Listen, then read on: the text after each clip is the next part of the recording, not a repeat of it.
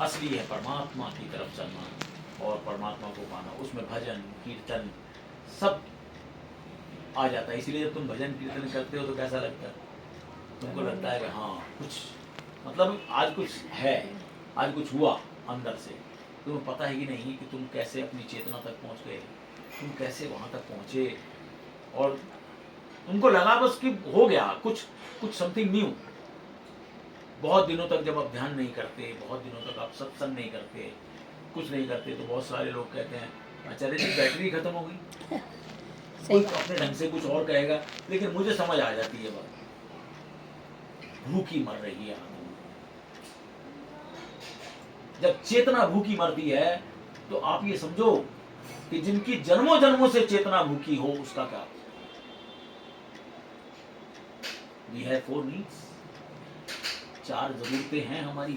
मोटा मोटी करिए मैंने अभी, तन मन प्राण बुद्धि चित्त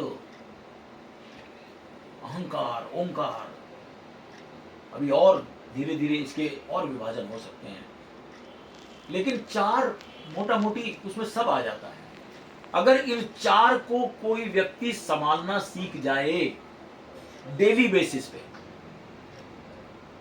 आप समझ रहे हो, डेली बेसिस पे अपने शरीर को। और हमारे ऋषि मुनि बहुत अच्छे थे, वो कहते थे स्नान ध्यान पूजा पाठ फिर खान पान। तो उन्होंने पहले वाली जो वो बात की जरूरत थी उसको पहले रखा कि खाने के बगैर चल जाएगा, पूजा पाठ ध्यान स्नान इनके बगैर नहीं चलेगा। इसमें सब आ गया। लेकिन जब से ये हमारे घरों के अंदर वही पुराने सिस्टम हटा गए और वो नए सिस्टम आए, बैटरी के सिस्टम आ गए, नए नए सीखने वाले हो गए बच्चे, उनको कोई चीज़ समझाने की कोशिश करो, उनको कहो कि ऐसे ऐसे होता है, ये होता है, तो वो क्या कहते हैं, आचार्य जी आप ही तो कहते हो नहाए धोए होत क्या जो मन बैल ना धोए। तो मैंने कहा तुम नहाए भी नहीं इस चक्कर में। कहते मैंने तो यही सोचा भाई नहाए धोए होत क्या।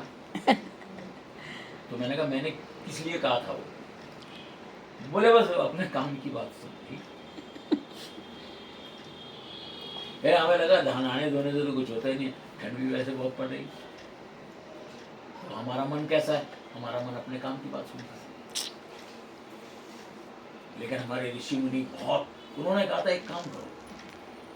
किसी ने कहा होगा कि कैसे इसको जो एक लाइन में लगाएं, तो उसने कहा एक काम करो, जब तक ये सब नहीं करेंगे तब तक खाना नहीं मिलेगा। और आदमी की इंसान की सबू से उठते के साथ ही कुछ चाहिए,